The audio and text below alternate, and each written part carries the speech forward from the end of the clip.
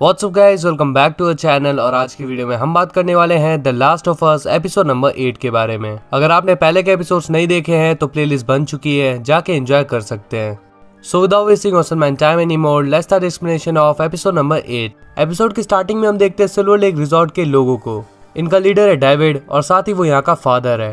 वो अपनी बाइबल पढ़ के सभी को सुना रहा होता है। तभी वो नोटिस करता है कि एक लड़की रो रही है। इसका नाम है हीना और इसके रोने का कारण है इसके डैड की डेथ। वो फादर से पूछती है कि आप मेरे डैड को कब बरी करने वाले हो। इस पे डेविड कहता है कि हम उन्हें गर्मियों में बरी करेंगे, बिकॉज सर्दियों में गड्ढा नहीं खोदा जाएगा। वर्शिप के बाद डेविड मिलता है अपने फ्रेंड जेम्स से।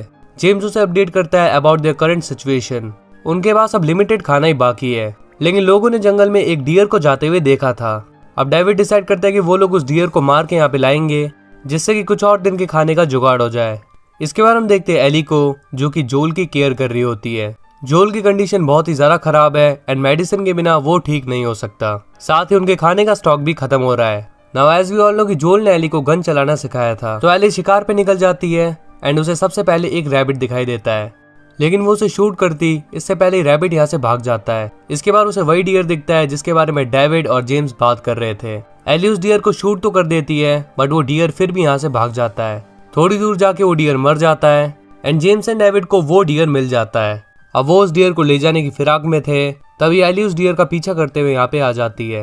वो उन दोनों को उनके वेपन्स फेंकने के लिए कहती है। वो दोनों अपनी गन्स नीचे रख देते हैं। इसके बाद वो उसे समझाते हैं कि हमारे पास एक बहुत ही बड़ा ग्रुप है फीड करने को। एली कहती है सेम एज हेयर। डेविड जानता है कि एली झूठ बोल रही है। अब उनके बीच डील होती है।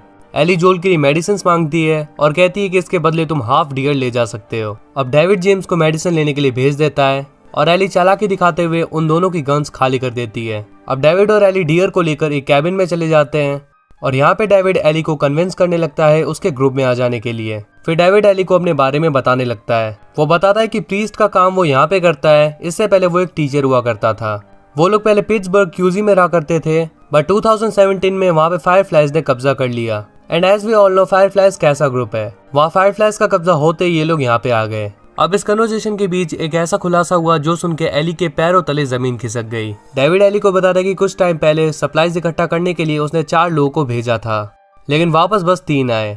जी हाँ, एक मारा गया। जो मारा गया वो हैना का डैड है और उसका नाम है एलेक। अब गौर करने वाली बात यह है कि उसे जिस आदमी ने मारा उसके साथ एक छोटी बच्ची भी थी। जी हाँ, लास्ट एपिसोड के एंडिंग में जोल ने जिस आदमी को मारा था वही एलेक है। और एली को देखकर डेविड ये बात जान चुका है कि वो बंदा एली का पार्टनर है। तभी यहाँ पे जेम्स आता है और उसने सारी बातें सुन ली।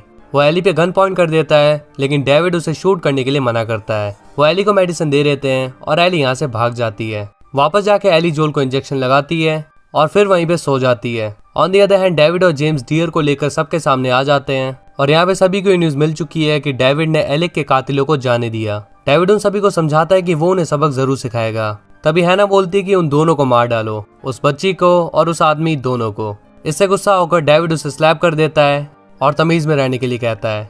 इसके बाद सभी लोग अपना मील एंजॉय करते हैं। अगले दिन एली जोल को फिर से इंजेक्शन का डोज देती है और इसके बाद वो बाहर निकल जाती है। बाहर जाके वो कुछ बर्ड्स को उड़ते हुए देखती है। इससे उसे पता चल जाता है कि यहाँ पे कुछ लोग आ चुके हैं। तभी वो डेविड और उसके लोगों को देखती है जो कि यहाँ पे आ रहे हैं जोल को मारने के लिए। यहाँ पे डेविड सभी को इंस्ट्रक्शन देता है कि वो जोल को मार दें और एली को कैंप तक जिंदा ले चलें।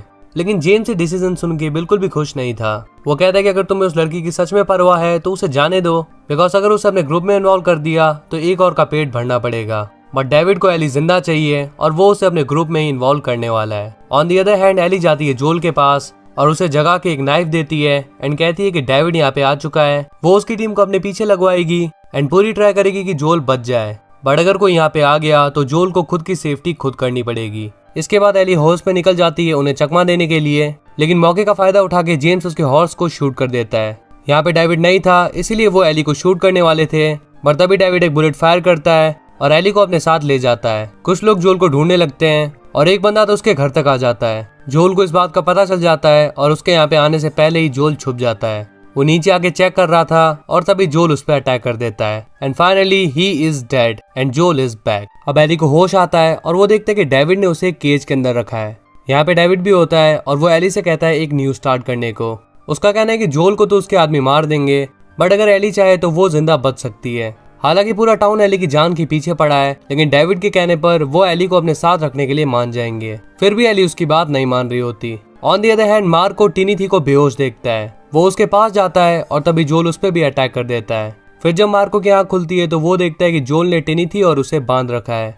जोल टिनीथी को टॉर्चर करता है और उससे लोकेशन मांगने लगता है एली की। काफी ज्यादा टॉर्चर करने के बाद वो एली की लोकेशन को मैप पे मार्क कर देता है और इसके बाद 1 बाय 1 जोल उन दोनों को बहुत ही बुरी तरह मार देता है। दूसरी तरफ एली ट्राई कर रही थी बाहर निकलने का एंड तभी उसे दिखता है एक ह्यूमन का ईयर, मतलब कि ये लोग इंसानों को मार के खाते हैं। तभी यहाँ पे डेविड आता है और उसे पता चल जाता है कि एली को पता चल चुका है कि ये लोग इंसानों को मार के खाते हैं। वेल यहाँ के लोगों को नहीं पता है कि ये लोग इंसानों को खा रहे हैं, जस्ट बिकॉज डेविड उन्हें बताता ही नहीं। फिर वो एली से अपनी क्लैन ज्वाइन करने के लिए कहता है। वो कहता है कि हम दोनों ही काफी ज्यादा ईविल हैं, हम काफी ज्यादा सिमिलर हैं, तो हम यहाँ के लोगों पे राज कर सकते हैं। यहाँ पे एली को ये भी पता चलता है कि वो बस प्रीस्ट बनने की एक्टिंग करता है। उसने जानबूझ के यहाँ पे धर्म क्रिएट कर रखा है ताकि सभी लोग उसकी बात माने। इसके बाद वो एली के पास आता है एंड जिस तरीके से वो एली से बात कर रहा था, एली को पता लग जाता है कि इसके इरादे कुछ अच्छे नहीं हैं। तभी एली उसकी उंगलियां तोड़ देती है। इसके बाद एली उससे चाबी लेने वाली थी, बट डेविड ऐसा नहीं होने देता और एली पे बुरी तरह अटैक कर देता है। अब डेविड यहाँ से जाने लगता है और एली उसे टीज करते हुए कहती है कि बाहर जाके सभी को यही बताना कि एक बच्ची ने तुम्हारी उंगलियां तोड़ दी।